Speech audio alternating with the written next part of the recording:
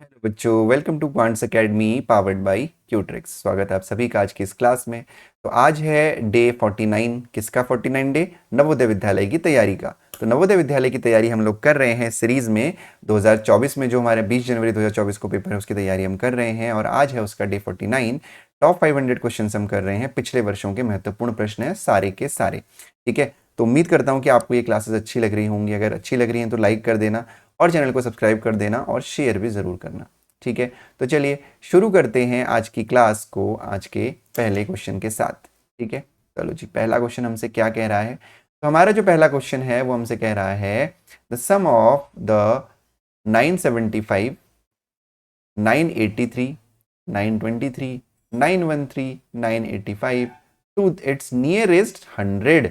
Nearest 100 में आपको इसको ऐड करना था। सबसे पहले इन सबको ऐड कर दीजिए और फिर नियरेस्ट 100 वाली वैल्यू हम लिख देंगे। तो ऐड करने के लिए क्या करेंगे? लिखेंगे 975, 983, 923, 913 और 985 जोड़ देंगे इसको। तो देखो 5 और 5 10 हो गया, 13 16 और 19 9 हो गया, यहाँ पे कैरी हो गया 1। ठीक है, 8 और 7 15, 16 17 18 और 8 26 और 1 27, यानी कैरी हो गया 2। अब ये 9 है, कितने 9 है? 1 2 3 4 5। तो 9 5 जा 45, 45 और 2 47, तो ये हो गया आपका 4779। तो इसका एडिशन कितना हो गया? 4779। तो अब नियरेस्ट 100 की बात की गई है। अगर ये नंबर 4750 से कम होता तो नियरेस्ट 100 हो जाता 4700, लेकिन ये नंबर 4750 से बड़ा है तो नियरेस्ट 100 नंबर क्या होगा इसके? 4800, यानी 4800। यानी जो आपका आंसर होगा वो होगा ऑप्शन नंबर डी। इतना क्लियर है सभी को? कोई दिक्कत तो नहीं है ना? चलो, बहुत आसान क्वेश्चन था, बिल्कुल भी डिफिकल्ट क्वेश्चन नहीं था। उम्मीद करता हूँ कि समझ में आया होगा। जोड़ना ही था तो मैंने थोड़ा क्विकली जोड़ दिया, आपको थोड़ा टाइम लग सकता है, लेकिन मेथड हमको आना चाहिए कि कैसे हमको क्वेश्चन को करना है। अगला क्वेश्चन आपकी स्क्रीन पर है बेटा। 80,000, 80,000 okay, 905 is represented in number form is. 80,000 Hindi वाले सुनिए, 80,000, 80,900, 80,905, 80,905 को आपको नंबर में लिखना है। इससे आसान क्वेश्चन हो नहीं सकता बेटा। साफ साफ हमको दिख रहा है ऑप्शन नंबर बी हमारा आंसर है। 80,000, 80,000 का मतलब क्या है? 80,000 का मतलब इसके बाद और 3 जीरो, हमारे 3 प्लेस हमारे खाली हैं 80,000 का मतलब। फिर 900 यानी 9 यहाँ पे आ जाएगा।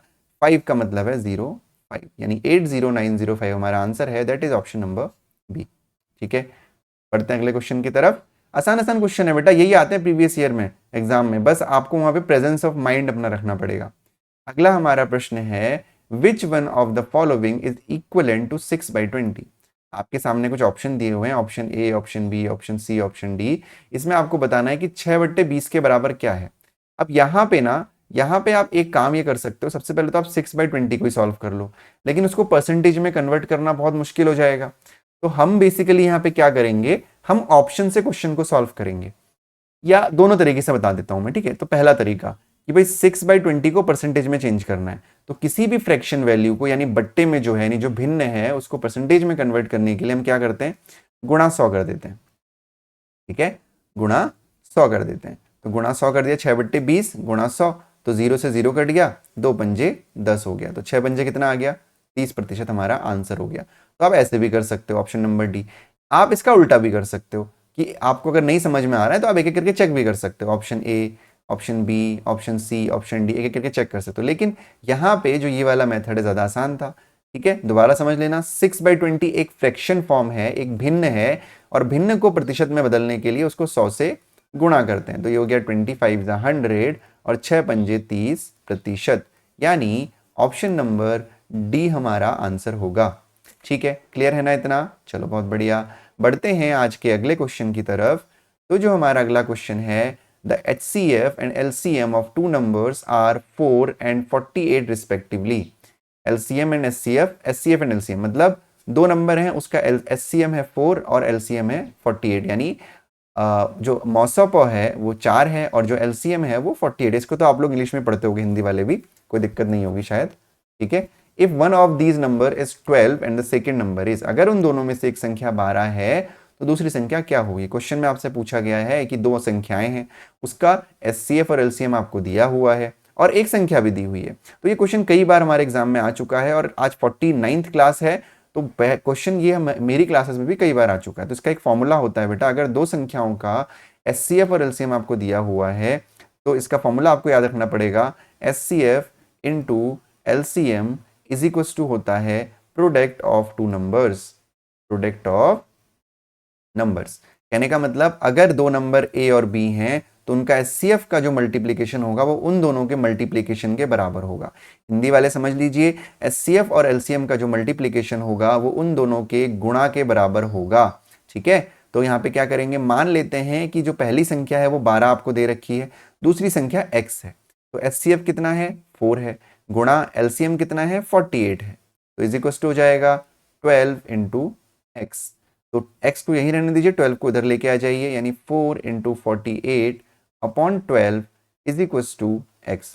12 से कट जाएगा 4 जा, तो ये हो जाएगा x इज इक्वल टू 16, यानी जो दूसरा नंबर है वो हमारा आ गया 16, यानी ऑप्शन नंबर ए। बस इस फॉर्मूले को आपको याद रखना है कि HCF into LCM is equal to होता है प्रोडक्ट ऑफ टू नंबर्स, यानी एचसीएफ गुणा एलसीएम बराबर होता है दोनों संख्याओं का गुणा। अगला प्रश्न, the average of the height of 5 students having height. कुछ नहीं, क्वेश्चन दे रखा है आपको, देखिए ध्यान से, आपको 5 विद्यार्थियों का हाइट दे रखा है, ऊंचाई दे रखी है, एक 30, एक 40, एक 50, एक 60, एक 70, तो आपको इसका एवरेज बताना है, नहीं आपको औसत बताना है। कैसे निकालते हैं बेटा औसत, सबको जोड़ देते हैं और 5 से डिवाइड कर देंगे, 30 प्लस 40 प्लस 50 प्लस 60 और प्लस 70, ठीक है, अपॉन 1 2 3 4 5, ठीक है, तो 5 से डिवाइड कर देंगे। हालांकि इसका आंसर निकालने का और भी तरीका है, लेकिन अभी आप छोटे हैं उस चीज के लिए, तब भी मैं बता दूंगा, अगर किसी को समझ में आया तो वो तरीका भी आप अपना सकते हो। तो 4 और 3 7 70 हो गया, 70 70 140 हो गया, 140 हो गया, 140 और ये हो गया आपका 240 250, यानी 250 अपॉन 5, ये हो जाएगा 5 5 25, यानी 50 आपका आंसर, ऑप्शन नंबर बी जो है आपका आंसर होगा। अब अगर ऐसा कोई क्वेश्चन है जिसमें हमें औसत निकालना है और उसका डिफरेंस है, मुझे 30 40 50 60 70 है ना, इसका बीच का डिफरेंस सेम है ना, इसका भी 10 डिफरेंस है, इसका भी 10 डिफरेंस है, इसका भी 10 है, इसका भी 10 है, तो अगर डिफरेंस सेम है सभी नंबरों के बीच में तो जो एकदम बीच वाला नंबर होता है वही एवरेज होता है, ये ध्यान रखना। तो देखो 50 आया ना आंसर हमारा और इसमें 50 है, ठीक है, तो यही जो है हमारा आंसर होता है, एकदम बीच वाला नंबर जो है वो हमारा आंसर होता है। ठीक है, बढ़ते हैं आज के हमारे अगले क्वेश्चन की तरफ। तो जो हमारा आज का अगला क्वेश्चन है वो हमसे क्या कह रहा है, the cost of 6 kg rice is equal to the cost of 8 kg wheat. If the cost of wheat is 6 rupees per kg, then the cost of 1 kg rice is. Cost of 6 kg rice यानी 6 kilo चावल का जो दाम है वो बराबर है 8 kilo wheat के। अगर the cost of wheat is 6 rupees per kg, then the cost of 1 kg rice is. बहुत आसान सा क्वेश्चन है बेटा, ध्यान से देखिए क्या करना है।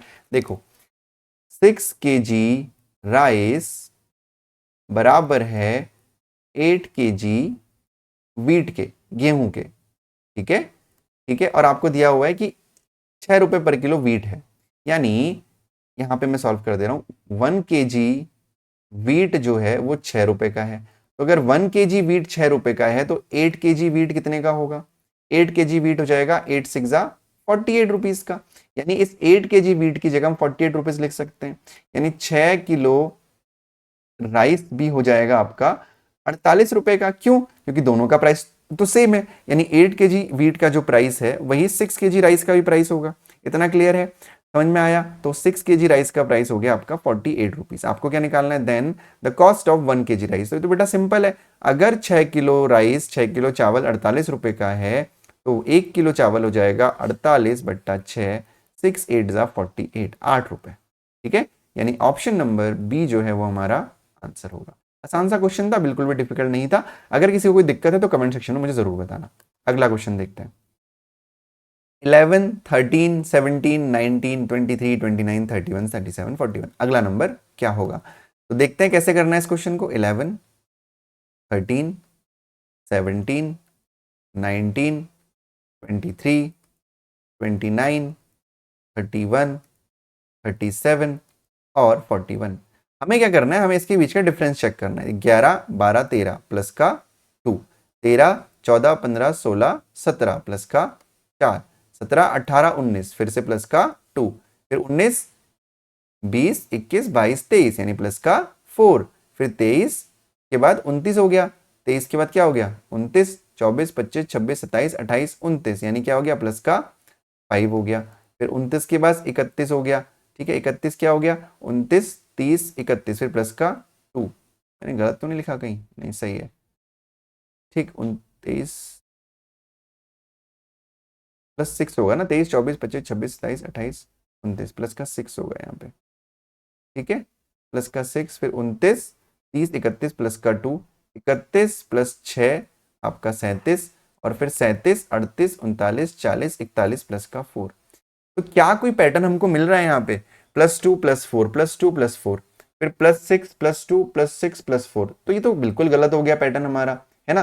तो यानी ये वाला पैटर्न तो हमारा नहीं लग रहा है, तो हमें एक एक करके चेक करना पड़ेगा, ठीक है। अब ये पैटर्न नहीं लग रहा तो कौन सा पैटर्न लग रहा है, क्योंकि गड़बड़ होगी इस पैटर्न में। तो अब हम चेक करेंगे ऑल्टरनेट। ऑल्टरनेट का मतलब क्या है कि यहां से यहां, ठीक है। तो देखो ध्यान से 11 से 17 कितना है प्लस का 6, 17 से 23 कितना है प्लस का 6, 23 से 31 कितना है प्लस का आपका यहाँ पे 7 अच्छा 13 हो गया, 23 से 31 आपका हो जाएगा प्लस का 8, 31 से 41 कितना है प्लस का 10, और फिर यहाँ से 13 से 19 कितना हो जाएगा आपका प्लस का 6, फिर 19 से 29 प्लस का 10, 29 से 37 कितना हो गया आपका प्लस का 8, ठीक है।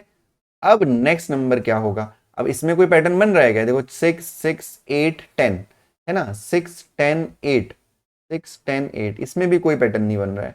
तो बेटा इसमें भी कोई पैटर्न नहीं बन रहा है। अब कोई पैटर्न नहीं बना क्योंकि सबसे पहले तो यही ट्राई करेंगे, लेकिन अब कोई अगर पैटर्न नहीं बना तो अब दूसरे नंबर पे आप तीसरे नंबर पे आप चेक करोगे कि क्या ये कोई प्राइम नंबर की सीरीज तो नहीं है। तो अगर हम ध्यान से देखेंगे तो 11 एक प्राइम नंबर है, फिर 13 एक प्राइम नंबर है, फिर 17 एक प्राइम नंबर, यानी प्राइम नंबर की रेगुलर प्राइम नंबर की सीरीज है। देखो सारे के सारे प्राइम नंबर है, सारे की सारी अभाज्य संख्या है लाइन से। तो 41 के बाद जो अगली अभाज्य संख्या है प्राइम नंबर है वो क्या होती है 43 होती है, यानी जो हमारा आंसर होगा वो होगा ऑप्शन नंबर बी 43, ठीक है बेटा। तो ये थोड़ा सा हो सकता है, कोई क्वेश्चन टफ आ सकता है, ठीक है। तो आई होप आपको ये क्वेश्चन समझ में आ गए होंगे। उम्मीद करता हूं कि आप इन क्लासेस को एंजॉय कर रहे होंगे, क्लासेस को ढंग से पढ़िए, अदरवाइज आपको एग्जाम निकालने में बहुत ज्यादा दिक्कत होगी। तो आज की क्लास में इतना ही, कल मैं फिर आपसे मिलूंगा शाम को 7:30 बजे डे 50 में, यानी हाफ सेंचुरी कल पूरी करेंगे हम क्लासेस की, और मिलेंगे और करेंगे बहुत अच्छे अच्छे दोबारा से कुछ क्वेश्चंस, ठीक है। आज अगर आपको वीडियो अच्छी लगी हो तो लाइक कर देना और चैनल को सब्सक्राइब कर देना। Thank you so much for watching, bye bye and take care.